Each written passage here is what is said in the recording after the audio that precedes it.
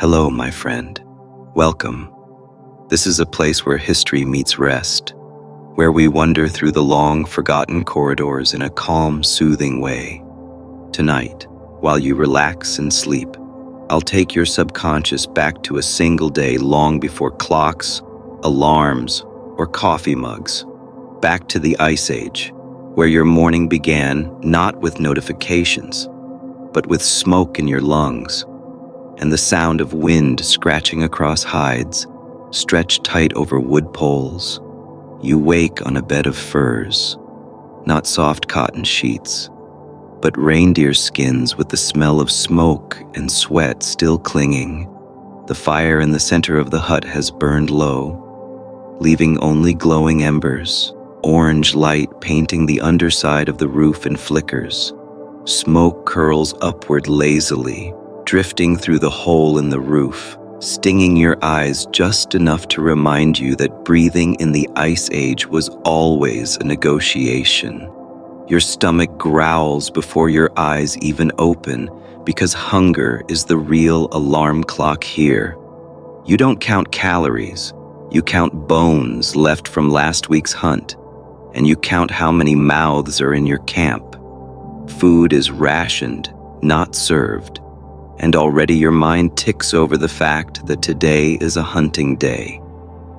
Outside, the air bites harder than any rival. You pull a hide across your shoulders, thick and stiff with frost, and shuffle out into the morning. The world is quiet, except for the wind and the crunch of your own feet in the snow. Beyond the camp, the valley stretches wide, flat and white, framed by black lines of pine trees, a place that looks peaceful from the outside, but which carries the scars of every struggle your people have ever fought. The other hunters are awake too, crouched around the embers of another fire, tools spread across the ground. Flint flakes litter the dirt like glitter, but sharper, crueler. Hands work quickly, striking stone against stone, sending sparks and chips flying. New spearheads are needed. Always. Old ones shatter in mammoth hide, break in ribs, or are lost in snow during a raid. No one can afford to walk into the valley without a point of stone on their spear. Beside the hunters, a woman threads beads onto sinew, bits of bone and teeth polished into small ornaments. They're not just decoration, they're small pieces of identity, proof that you belong to this camp and not the one across the ridge.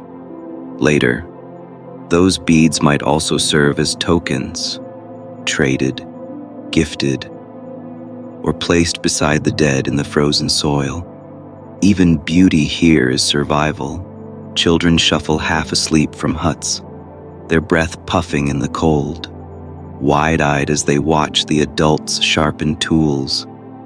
They know today is a hunting day, and their games will mimic what they see.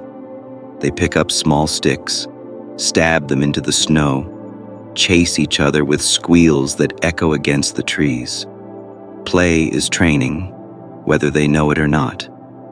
A shaman emerges last, face painted in black ash and red ochre, patterns curling across forehead and cheeks. Around his neck hang claws and shells that rattle softly with every step. He doesn't need to speak yet. His presence already shifts the air. He crouches by the fire, sprinkles powder over the embers, sending up a small hiss of smoke. The hunters glance at him without speaking, waiting, because no hunt begins without words to the spirits. He mutters low, voice carrying more to the unseen than to the humans around him. He asks the spirits of the reindeer, the wolves, the mammoths, to lend their strength. By now the hunter stomachs growling louder. Dogs stir too. Lean, wolfish creatures with ribs just visible under thick coats. They pace in circles, noses twitching, growls low and eager. They know this routine. They will follow the hunters, snap at mammoth heels, distract smaller animals, sound alarms if danger comes. They are as much hunters as the men with spears. Breakfast is little more than a chew on last night's bones. Marrow sucked dry, or a scrap of dried meat shared in silence. There is no feast before a hunt, only fuel. The true feast comes later, if the spirits are kind. The hunters gather in a line at the camp's edge, faces painted with ochre stripes, breath steaming in the air. The shaman raises his hand, mutters one last curse for rivals, one last blessing for his own.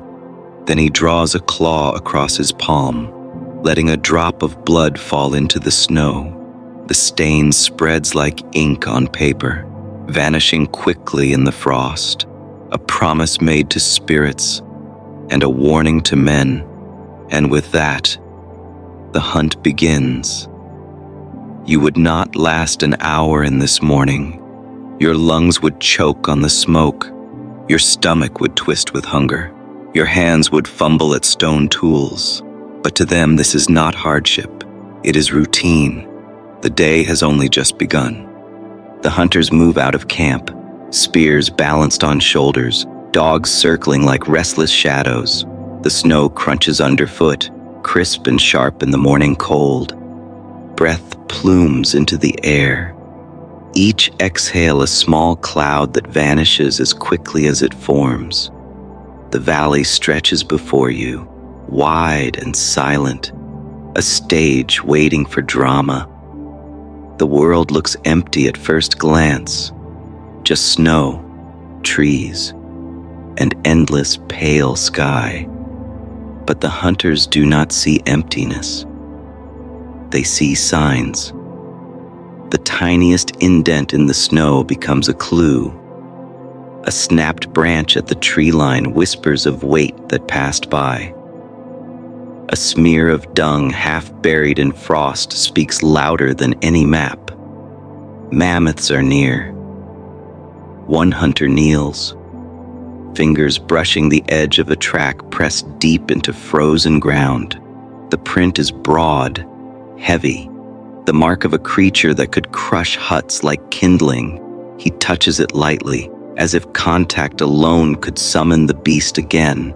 His eyes flick upward to the others, a silent nod. They all know what it means.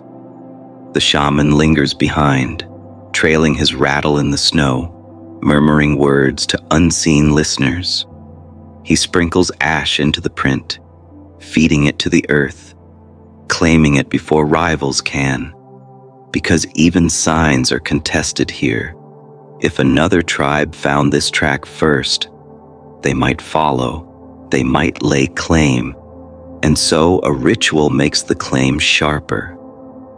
The hunters continue, footsteps weaving a thin line across the valley floor. The dogs sniff and dart, one pausing to howl briefly at the sky before lowering its muzzle to the snow again. Their bodies quiver with energy, every muscle ready to lunge. Hours pass like this. Though the sun is still low and pale, the hunters speak rarely, only short grunts, brief signals of hand and glance. Words are wasted when snow carries sound so far. Silence is their ally. The valley offers more signs.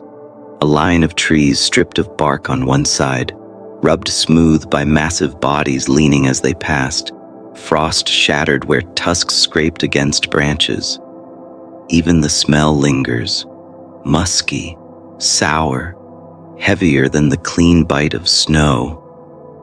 The mammoths are not just near, they are ahead. But they are not alone in this valley. Across the whiteness, faint figures move, distant but visible, dark shapes against the pale ground, upright, purposeful, rival hunters. The eagle feather tribe, perhaps, or the ones who paint themselves in black stripes. Their movements mirror your own. They too have seen the signs. They too follow the trail. The tension is silent but sharp. You and they are not close enough to clash. Not yet. But every step forward is a step closer to conflict. The mammoth herd is not large enough for both. One of your hunters gestures toward a ridge. Higher ground gives better view. The group turns, climbing carefully, spears tucked tight against bodies. The dogs scramble ahead, paws scratching over ice. At the top, the hunters crouch low, breath steaming as they peer down. And there they are, mammoths. A small herd moving slowly across the valley, massive bodies swaying with each heavy step, tusks curving like pale crescents, catching faint sunlight. Calves huddle between mothers, their trunks curling in small, anxious gestures. The air hums with their presence. A low rumble drifts faintly, felt more in bone than in ear. The hunters freeze in reverence. No one moves. The shaman lowers his head, muttering prayers. Because this is not just prey, this is power incarnate. To kill one is to challenge the world itself. The rivals on the far ridge see them too. Figures crouched, waiting. Both groups poised like predators circling the same beast. The valley between is now charged not only with the weight of mammoths, but with the weight of humans watching each other. The hunters whisper among themselves, which mammoth to take? The young calf would be easiest, but it is sacred to many. To kill one might invite curses. The matriarch is strongest, but also most dangerous. Strike her, and the herd may stampede. The balance is delicate. One hunter gestures at a young bull, strong, but not yet wise, separated slightly from the matriarchs, vulnerable. The shaman nods slowly, rattles his charms. The choice is made, but choices do not go uncontested. The rivals shift on their ridge, their bodies tense. They too prepare to strike. The hunters crouch lower, fingers tightening on spears. Dogs whine softly, sensing the rising tension. The valley is a powder keg. One spark, and it will erupt not only in mammoth blood, but in human blood as well. You would feel your heart hammering now, palms slick with sweat inside hide gloves, breath short as you tried to stay quiet. But to the hunters, this is ordinary. The weight of life and death is the only weight they know. The sun creeps higher, pale light spilling across snow and tusk. The mammoths continue their slow march, unaware of the storm crouching on both sides. The hunters glance at one another. The ridge is cold beneath your knees, but no one notices. All eyes are fixed on the herd. Breath fogs the air in short bursts, hearts steadying for what comes next. The shaman mutters quietly, his charms rattling against his chest, each sound a fragile thread tying this moment to the unseen world. The chosen bull lingers at the herd's edge, young enough to wander without constant protection, old enough to yield meat and fat for the camp. His ears flick in the cold wind, trunk curling to tug at dry grass poking through snow.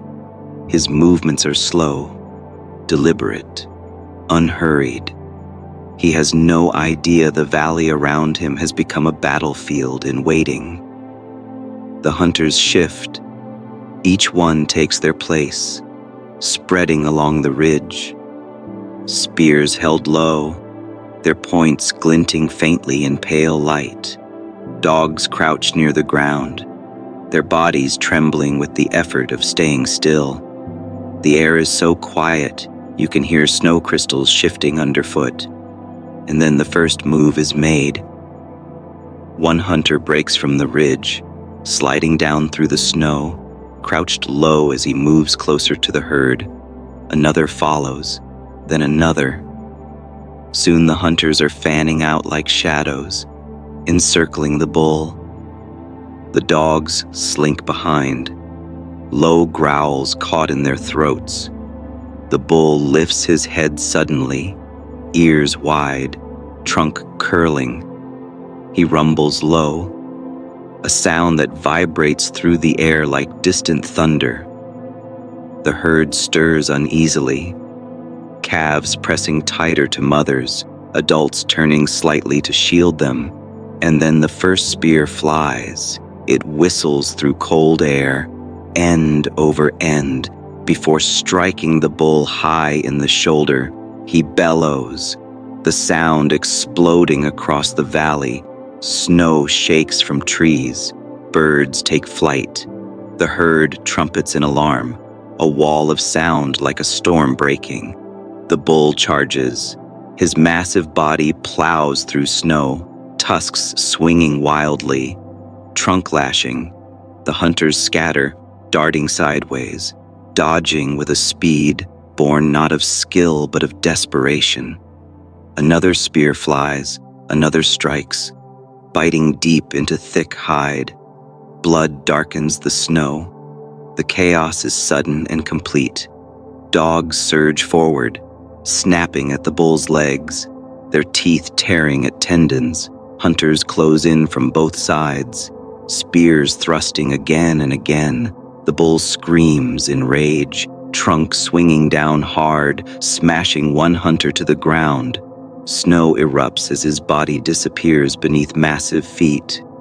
A sickening crack follows, and silence from the fallen.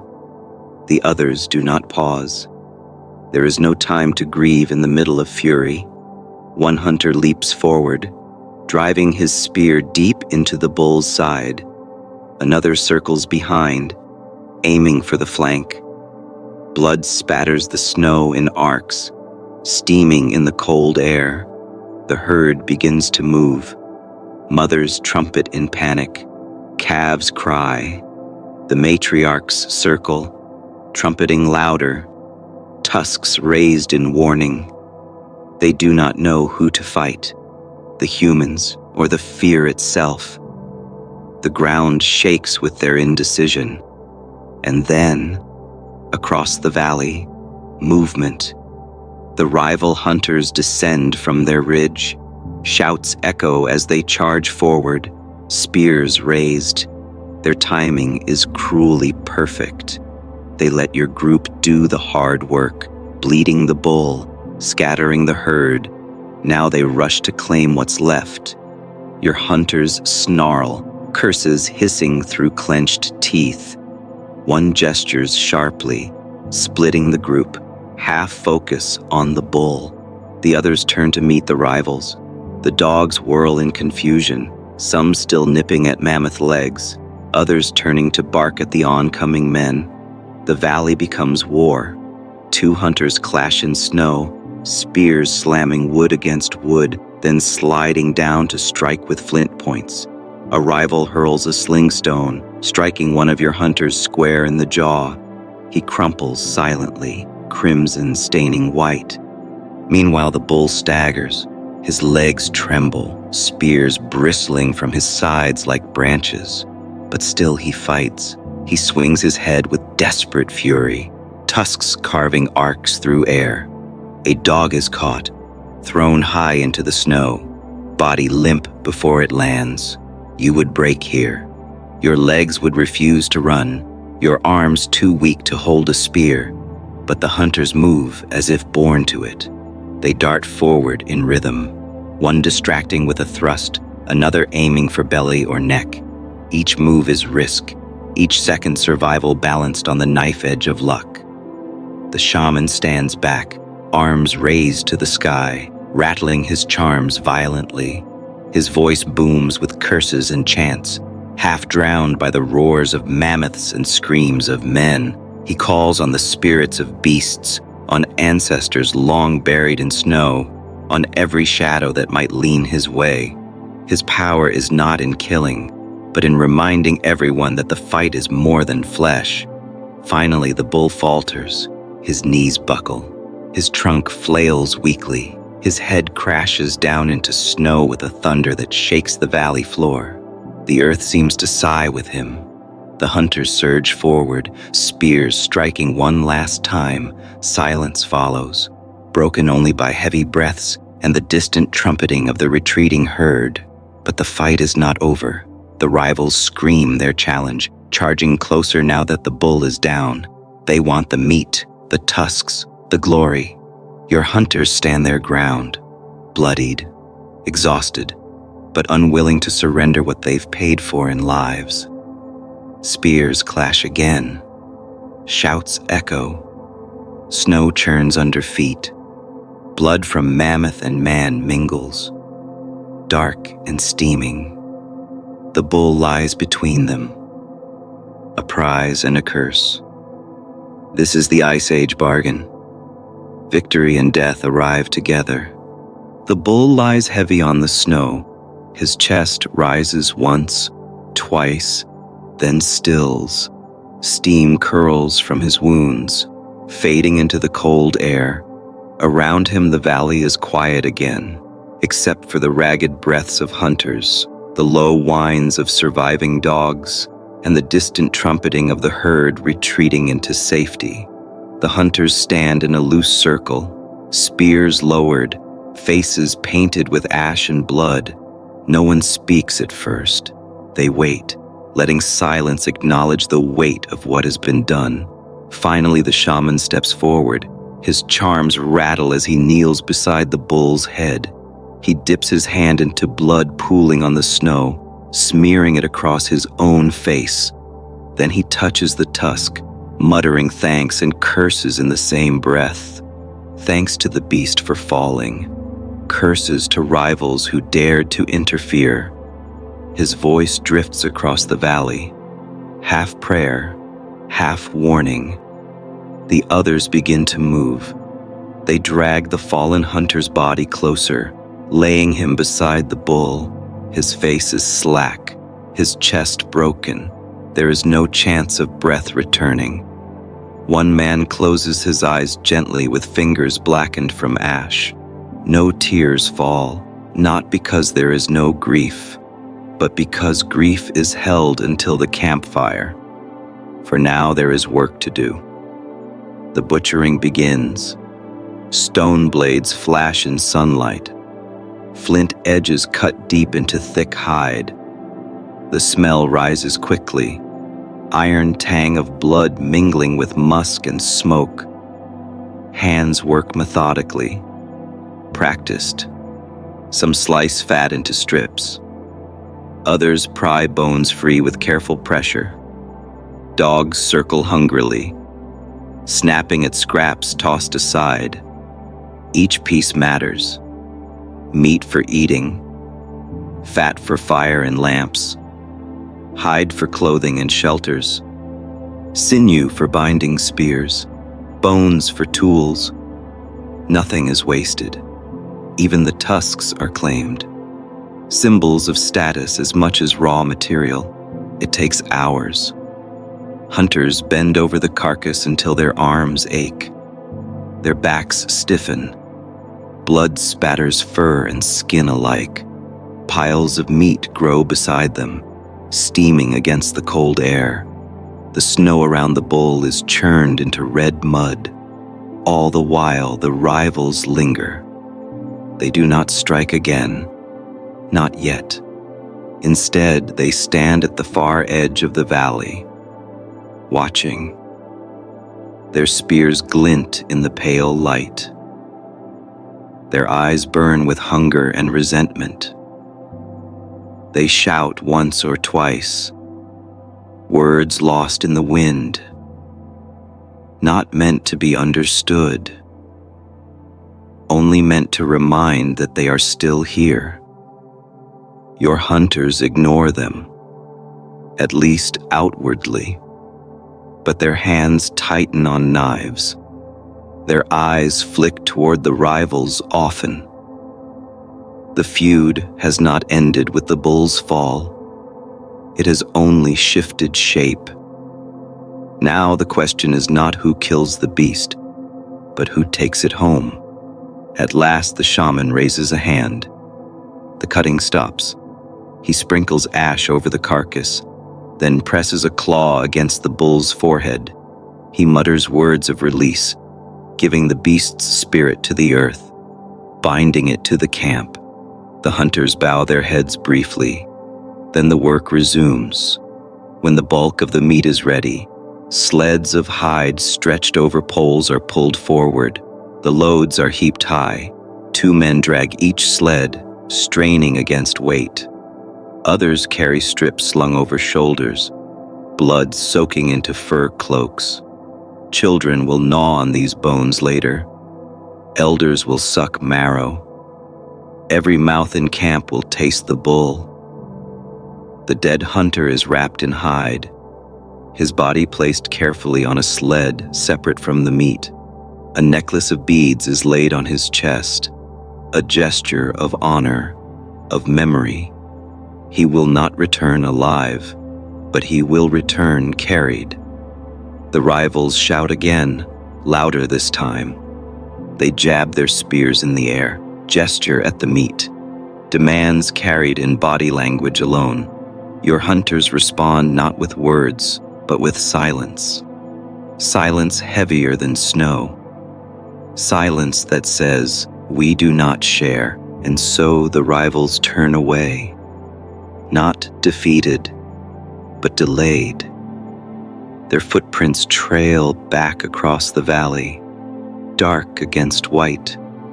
Their curses will follow too. They will not forget today. The sleds groan as they move. Hunters grunt under the weight. Dogs pant beside them. The valley is left stained, a wide red scar on white snow. Birds circle above already, drawn by the smell. Soon wolves will come. Then silence will fall again. The journey back is long, each step harder with the pull of meat, the drag of grief. Hunters stumble, shoulders ache, but no one complains. Complaints are luxuries for other times. At camp, the air changes. Children rush forward at the sight of sleds. Women cry out, relief and hunger mingling in voices. The smell of blood and fat brings life to tired faces. The hunters drop their loads, collapsing beside fires. The dead hunter's sled is pulled aside, silence following. The butchering begins anew inside camp. Fires flare higher, smoke billows. Meat is cut into strips, hung over racks, smoked slowly to last through lean days. Fat is rendered in stone bowls, dripping golden. Dogs lick eagerly at scraps tossed their way. The shaman presides over a smaller ritual. He takes a piece of meat, drops it into fire. Smoke rises thick and fragrant, a gift to spirits. Another piece he places beside the dead hunter. His body will carry both beads and meat into the ground. Symbols of loyalty that bind living and dead. The camp hums with noise now. Children gnaw bones with tiny teeth. Elders chew slowly on fat. Warriors sit with eyes half closed, exhaustion painted on faces. Laughter even rises in places, thin and strained, but laughter still. The firelight softens grief, if only for a while. But beneath it all, the feud still whispers. The rivals did not vanish. Their eyes burned across the valley. Their hunger is not satisfied, their insult not forgotten. Tomorrow or next season, spears will fly again. You would collapse at this point, your body broken by cold, your stomach knotted by smoke, your heart twisted by loss. But for them, this is just one day. One day, in a rhythm that never ends, hunt, bleed, butcher, grieve, survive, and as the fire crackles higher and the bull's bones crack under stone knives, the valley outside grows quiet again. But that silence is fragile. It will not last. The smell of mammoth fat clings to the air, thick, heavy, filling every breath. It drifts through the camp like smoke, settling into hides, hair, and fur. You cannot escape it, but you do not want to, because the smell is survival. The fires burn high now, great heaps of wood feeding flames that lick skyward. Smoke curls in twisting shapes, carrying the scent of roasting meat across the valley. For the first time in many days, the camp does not smell of hunger. Hunters sit near the flames, spears laid aside, hides stiff with dried blood. They eat in silence at first, tearing at strips of steaming meat with teeth, fat dripping down chins. The silence is not mourning this time. It is exhaustion. It is gratitude in its simplest form. Children dart between legs, clutching smaller bones, gnawing at scraps tossed their way. Their faces shine with grease, laughter spilling from mouths as they play. They know nothing of tomorrow's hunger, nothing of rivals across the valley.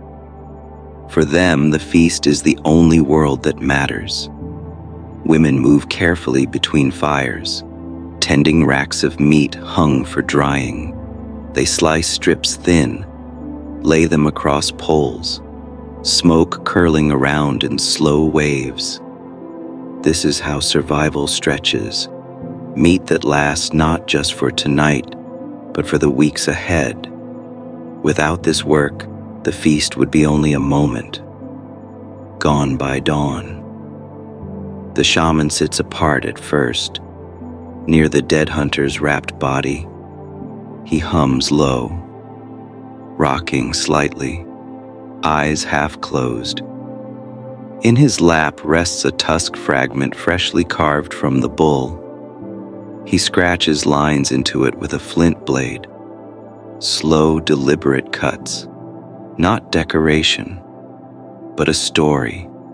Every hunt becomes a story. Every story becomes a memory carried forward in bone. Later, he joins the others by the fire, his face painted again with fresh ash and ochre, patterns curling like smoke across his skin. He lifts his rattle, shakes it once. The sound snaps the night into silence. He begins to speak, his voice low, steady, carrying not just to ears, but into the fire itself. He tells of the bull, of how it fell, of the spirits who guided the spears. He praises the hunters. He curses the rivals who dared step into the valley. His words weave together meat and myth, blood and belief. Children huddle close, eyes wide, watching the flames flicker with each word.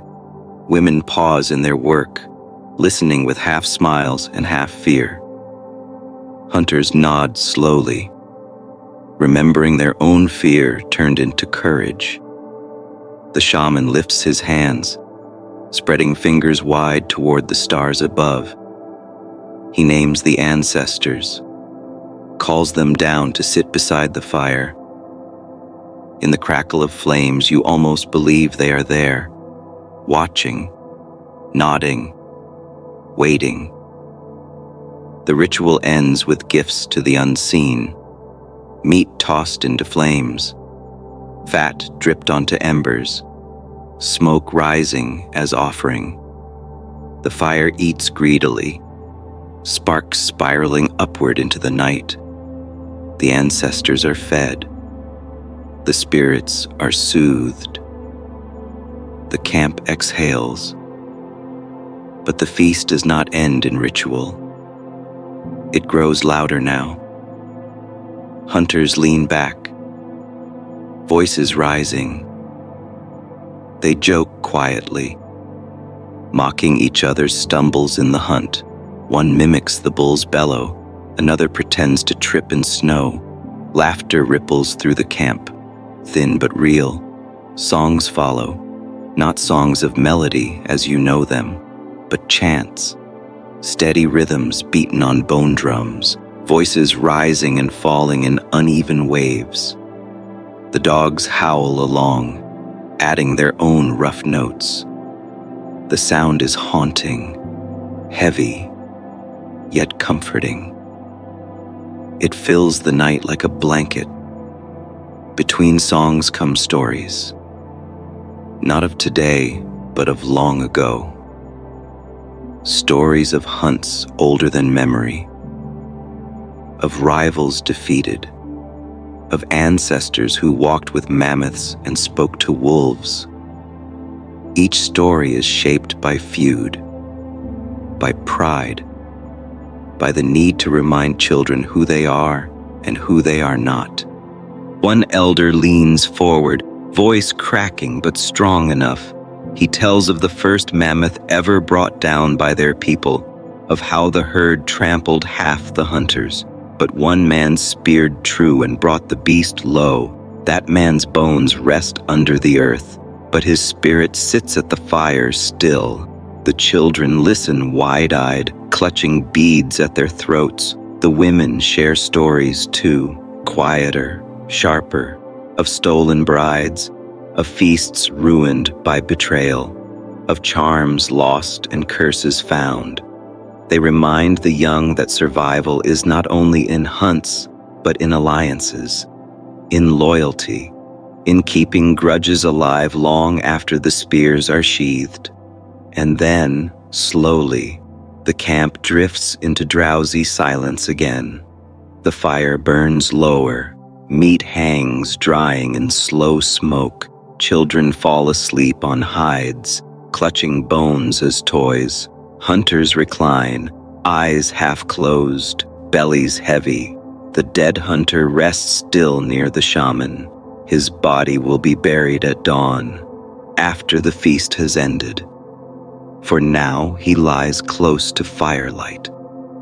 Part of the story still. The night is calm, yet even calm carries whispers. Across the valley, rivals sit at their own fire, watching smoke rise from yours. Their stomachs are empty. Their hearts are hot. Their grudges are sharper than spears. They do not forget. And so, even as the camp sleeps, the feud breathes quietly in the dark. You would not last long in this feast. Your stomach too weak for raw fat. Your ears too soft for chants. The smoke would choke you. The blood would sicken you. But for them, it is joy. It is peace. As close as peace ever comes. The day has ended in firelight. Tomorrow it begins again. Dawn creeps slow over the valley. The fires are low now, only coals glowing under ash. Smoke drifts faintly, thinner than last night's thick haze. The camp stirs reluctantly, bodies heavy from feast and exhaustion. But one task cannot wait: the burial. The dead hunter lies wrapped in hides. Blood has frozen stiff on fur, beads still resting across his chest. His face is calm now, smoothed by cold. Children stare quietly from the shadows, eyes wide, voices hushed. Death is not hidden here. It lies in the center of camp, as much a part of life as fire or food. The shaman kneels beside the body. His hands trace patterns in ash smeared across his own skin. He mutters softly, words for the dead man's spirit. He places a claw into the hunter's palm, curling stiff fingers around it. A gift for the journey, a weapon for whatever waits beyond snow. Others gather wood, antlers, stones. A grave must be marked, not only for memory but for warning. Rivals must see it and know. This valley bleeds. The ground is hard, frozen deep. Men strike with antler picks, breaking through ice and earth. Each blow echoes in the cold morning. Frost clings to breath, to hair, to beards stiff with frozen fat from last night's feast. The hole deepens slowly, each strike a rhythm, each shovelful a reminder. Finally, the grave is ready. The body is lifted carefully, not tossed, not dropped. 4 men carry him, lowering him into the earth with slow reverence. His beads glint faintly in the pale light. His spear is placed beside him, cracked but still sharp enough to matter. At his feet a strip of mammoth fat is laid, so he does not hunger in shadow. The shaman sprinkles ochre dust over his chest. The red powder stains fur and skin, a final mark of belonging. He rattles charms, voice rising. He names the dead aloud, then names his father, then his father's father, tracing the line backward, anchoring the man to memory, because forgetting is worse than death. Women wail softly, a low keening sound that drifts over the camp like wind.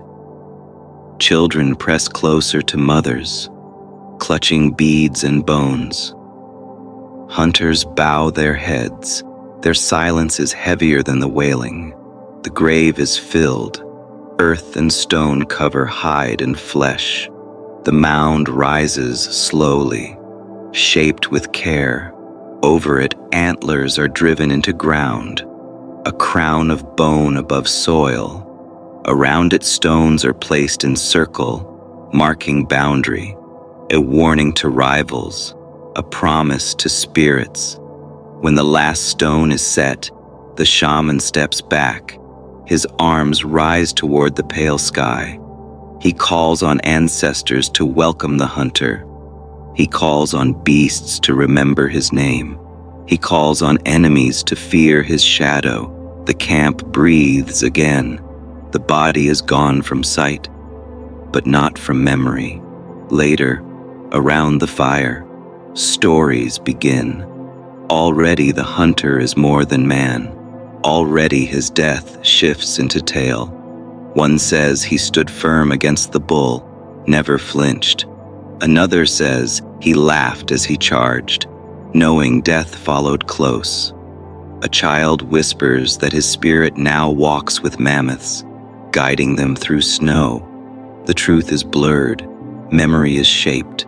The man becomes larger, stronger, a symbol instead of flesh. This is how ancestors are born, not from kings or crowns, but from fireside retelling. Yet grief is not gone. At night, women cry softly into hides. Men sit silent, sharpening spears with unnecessary force.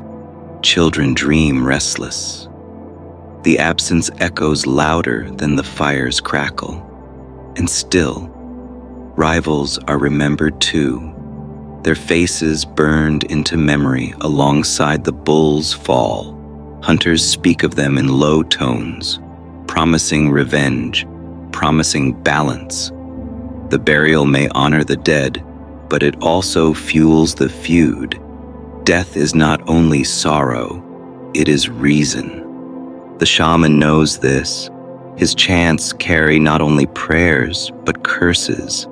He whispers to spirits to guard the camp and to haunt the rivals. He shakes bones in firelight, watching sparks leap like omens. He sees more than others, or claims to, and the others believe, because belief itself is survival. You would find this day unbearable, the cold biting at every moment, the grief heavy, the rituals endless. But for them, it is rhythm, death, burial, story. Each follows the other as surely as night follows day. The grave stands now at the camp's edge, stones and antlers stark against snow. Ravens circle above, black shapes against pale sky. The valley holds one more memory, and the camp carries one more grudge. And so life continues. The grave is fresh, stones still dusted with frost, antlers jutting upward like silent guards. But life does not pause for grief. The camp rises again with the sun, because survival waits for no one. Men and women move quickly. There is wood to gather, hides to scrape, bones to split for marrow. The mammoth meat from yesterday cannot simply lie in heaps. It must be smoked, dried, stretched into days ahead. Children too young to work are pressed into watching, carrying scraps, running messages between fires. Their play mimics the work. Small hands striking stones together, pretending sparks leap out. One group moves out toward the tree line, spears in hand, but not for hunting today. They cut saplings, long and straight, perfect for new spear shafts. Each strike of the stone axe is heavy, chips flying, bark stripped away. The sound echoes through the valley, rhythmic, steady. Saplings fall one by one, dragged back toward camp in bundles. Another group crouches by river ice, chipping holes carefully with antlers, breaking through to dark water below. Baskets of woven reeds are lowered, fishing lines knotted from sinew.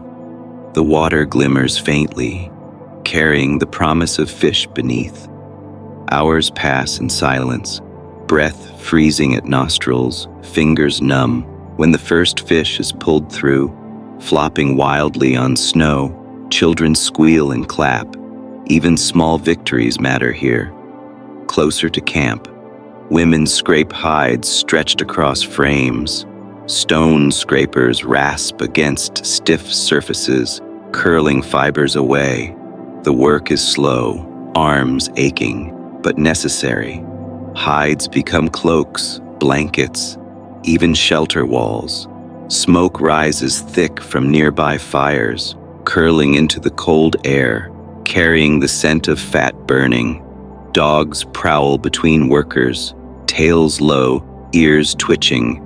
They nose at scraps of hide, lick grease from bones.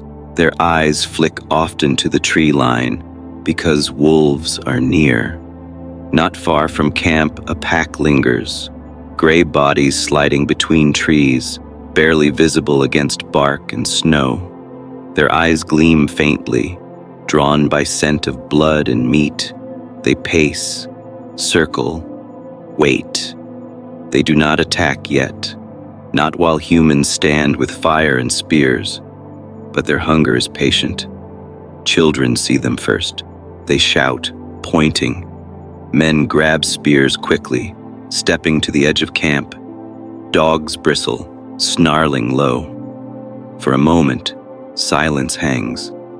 Humans and wolves staring across the narrow space. Then one hunter hurls a stone. It cracks against a tree, echoing loud. The wolves flinch, retreat into shadows. For now, the camp exhales, but everyone knows the wolves will return. Hunger always returns. By midday, the air grows thicker with smoke. Racks sag under strips of meat, turning darker as they dry. Women stir pots of fat, melting slowly into liquid. Hunters sit carving tools. One sharpens flint into knife, striking carefully, each blow flaking stone into edges thin as glass. Another shapes bone into a needle, drilling a tiny hole with a pointed awl, work that looks simple but costs hours. Children swarm around, eager eyes watching. They ask questions. Small hands reaching for tools. Sometimes they are given scraps to practice. Flint too dull to cut, bone too soft to matter. But practice shapes them. One day, these small, fumbling hands will carry spears into valley hunts. The shaman wanders camp slowly. His charms rattle with each step. He stops beside each worker, mutters blessings or warnings. He sprinkles ash over meat racks, ensuring spirits do not spoil it. He hangs small bones from frames of hides, rattling softly in wind, protection woven into daily chores. Later, the hunters gather again near the grave, not for mourning, but for planning. Rival tracks have been seen near river. The eagle feather tribe, perhaps, or the black stripe men. The hunters argue quietly. Should they guard the drying racks more closely? Should they send a group to scout? Should they strike first? Voices rise, then fall. No decision is made, because every option carries risk. Evening drifts closer. The sun slants low, shadows stretching long across snow. The camp hums with noise still, scraping, chopping, children's laughter. But beneath it all runs a steady undercurrent. The sense that this day, like every day, balances on a knife edge. You would find this day exhausting, not because of fighting or blood, but because of the endless work, scraping hides until arms burn, cutting wood until shoulders ache, hauling water until hands crack. Survival is not the drama of one great hunt. It is the weight of 1,000 small labors. But to them, this is ordinary. Work is rhythm. Work is memory. Work is survival made visible. As the sky darkens again, the wolves howl from tree line. Long, low, mournful. The dogs bristle, growl. The camp gathers close to fires. Spears rest nearby. Another day closes not with peace, but with watchfulness. And tomorrow, the work begins again. The wolves are not the only shadows circling the camp. The rivals are closer now. It begins quietly. At first, only tracks are seen near the river, footprints pressed deep into mud frozen beneath snow. Not wolf, not deer, but human. Each print tells its story. The stride long, the heel heavy. Hunters carrying weight. Their marks lead close to fishing holes, then vanish back into trees. The camp murmurs uneasily. Children whisper. Women glance toward the tree line often. Hunters sharpen spears with unnecessary force. The memory of the mammoth kill is still fresh, the blood still drying on hides. No one believes the rivals have forgotten. One morning the proof comes. The drying racks are lighter. Strips of meat missing, cut clean, not torn by animals. The cords are sliced with flint edge. The thieves left quickly, but not too quickly to steal plenty. Anger spreads like fire through camp. Hunters curse, voices sharp. Dogs sniff the ground restlessly. Whining low, the shaman rattles charms furiously, chanting curses toward the ridge. He sprinkles ash over empty racks, demanding spirits strike the thieves with hunger. But curses do not fill stomachs. Meat is gone, and with it, safety for weeks ahead. The decision comes swiftly. A group must follow the tracks. A warning must be given, or vengeance taken. To let theft pass is to invite more. In this world, mercy is weakness. Weakness is death. Hunters prepare, faces painted again with ochre stripes, spears balanced on shoulders.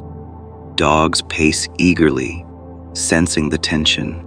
Women tie fresh beads into warriors' hair, charms against blades. The shaman mutters over each man, brushing smoke across their weapons. They move out at dawn, following tracks that lead into forest. Snow crunches softly beneath feet. The air is tense, each step heavy with expectation. The forest is silent.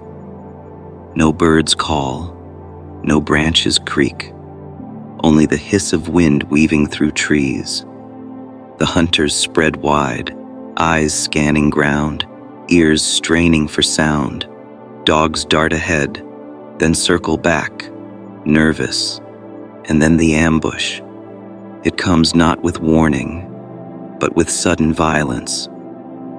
A spear whistles through air, striking bark inches from a hunter's head. Another flies, cutting across a dog's flank.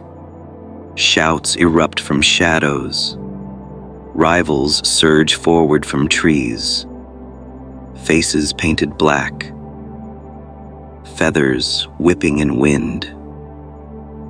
The clash is immediate. Spears slam into shields of wood and hide.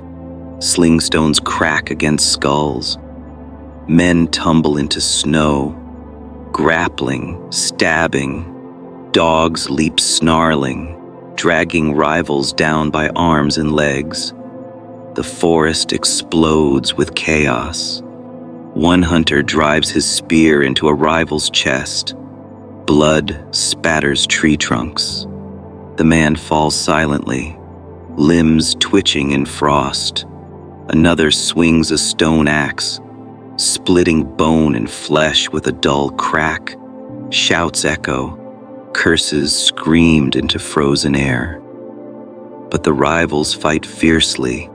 They know this ground. They melt in and out of trees, striking quick, then vanishing. One hurls a spear into the sled of stolen meat, scattering scraps into snow. Another grabs a drying rack dragged from camp, tearing it apart with wild laughter. Your hunters rage, their voices roar with fury. The feud burns brighter than fear.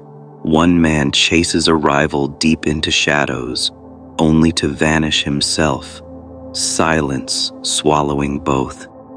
Another staggers back, blood gushing from thigh where a flint blade sliced deep. He falls into snow, clutching wound. The shaman stands at the edge of battle, arms raised, rattling charms violently.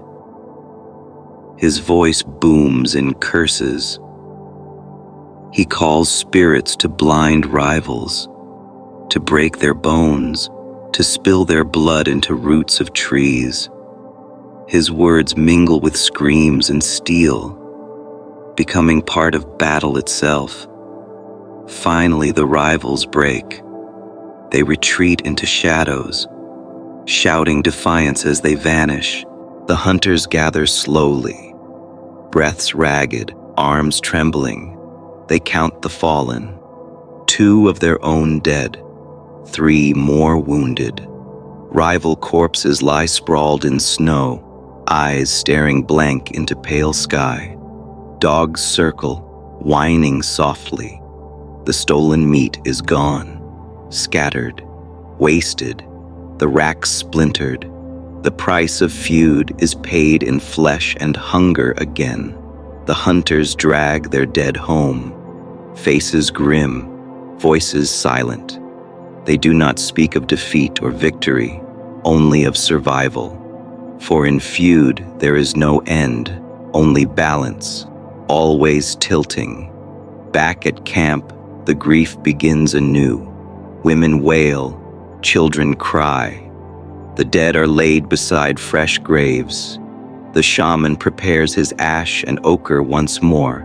Stones and antlers will rise again at camp's edge. another crown for the valley's memory. And through it all, the rivals are not gone. They remain across the ridge, their own dead buried, their own grief turned to anger. The feud continues. You would crumble here, your body already broken by labor, your heart heavy from loss. To see food stolen, friends slain, safety shattered, you would beg for peace. But peace is not the rhythm of this world. Feud is the rhythm. Feud is the heartbeat, and the valley hums with it still. The camp no longer hums with ordinary work. It vibrates with anger. The missing meat, the broken racks, the graves still fresh. None of it can be ignored. Feud does not rest. It demands reply. At dawn, the hunters gather near the fires. Spears laid across laps, knives gleaming faintly in pale light, faces painted with streaks of ash and ochre. The shaman rattles charms as he circles the group, muttering curses sharp enough to cut the air. Plans are whispered. Some argue for swift attack. Strike the rivals before they strike again. Others warn of hunger, of wounded too weak to march. Voices rise, clash, then fall. But the decision is already shaped by blood. There will be retaliation. The camp becomes a forge of preparation. Men sharpen flint on antler blocks, edges flaking into points sharper than glass. Others lash new spearheads onto shafts of straightened wood, binding them tight with sinew soaked in fat. Knives are polished, sling stones gathered smooth from riverbeds. Dogs are fed scraps heavy with grease, their eyes glowing eager. Women work too. They weave fresh cords for bows, plaiting sinew and gut with careful fingers. They carve beads quickly, stringing them into charms tied around wrists and necks. Some whisper blessings into the beads, others spit curses into them. Every small act carries weight in this world. Children are pressed into silence. They watch with wide eyes, understanding more than their parents realize. Their games today are not laughter and chasing. They crouch in snow, stabbing sticks into frozen earth, imitating the men. The shaman prepares differently. He paints his chest with wide strokes of red ochre, lines curling over shoulders and down arms.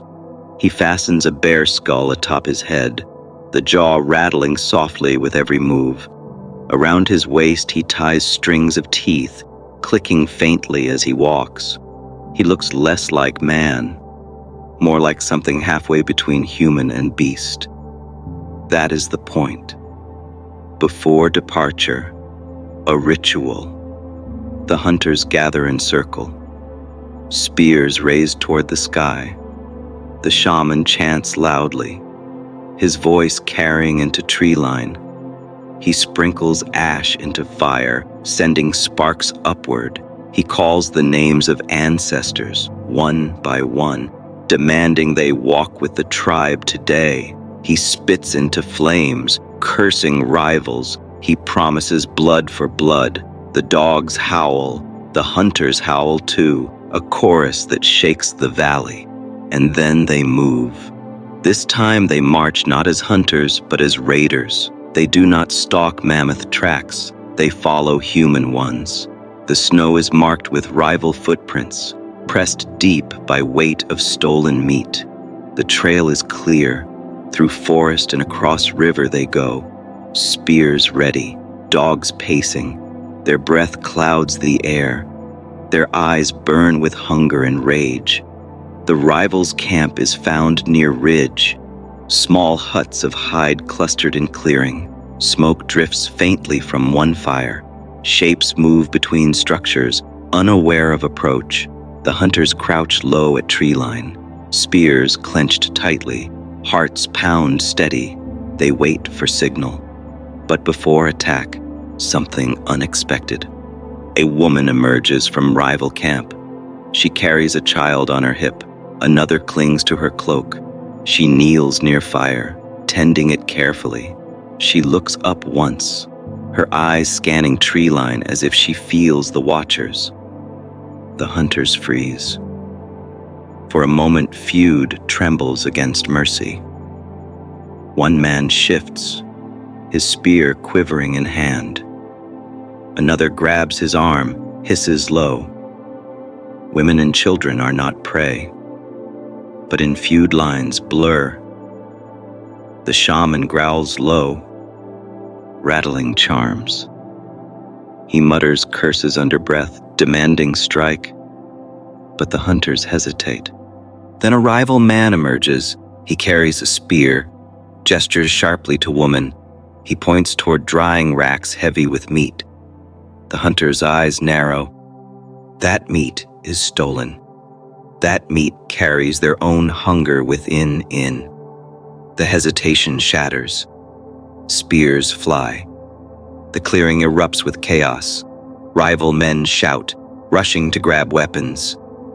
Women scream, pulling children into huts.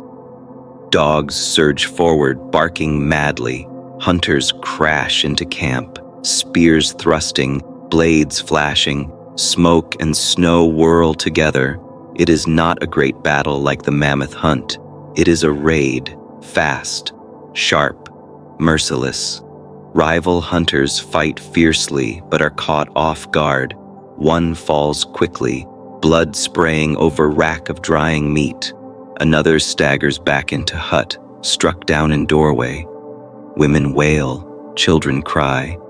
Your hunters rip meat from racks, toss it to dogs, sling it across shoulders. Revenge is not only blood, it is taking back what was stolen. The shaman stands in center of clearing. He howls through bear skull, rattling charms. His shadow flickers in firelight. Massive, monstrous. Rivals see him and falter. Belief is weapon as sharp as flint, and then as quickly as it began, it ends. The rivals scatter into forest, vanishing into shadows. Your hunters do not chase far. They grab what they can carry, drag bodies of fallen back toward edge. Spears drip blood. Dogs whine with excitement. The clearing burns as they leave. Huts set aflame with torches, smoke rising thick. Fire licks hides, crackling into night sky. It is message and warning both. Back at camp, the hunters return with meat. The people cheer weakly, relief mingled with fear. Because though meat fills racks again, feud has only grown hotter. New graves wait for rivals now. Their anger will not cool. Their grief will fuel fire for fire. The cycle spins tighter. And as the camp settles back into uneasy silence, the shaman mutters quietly. His curses are not finished, his spirit's not satisfied. The valley holds its breath. You would crumble here, your conscience heavy with screaming children, your stomach sick at smoke of burning huts. But for them, this is balance. For them, this is survival. For them, this is only another day. The camp is quieter now. Not peaceful, not truly, but quieter. Smoke drifts upward from fires, carrying with it the smell of grease and ash. Meat hangs heavy across racks again, dripping slowly, hissing where fat falls into flame.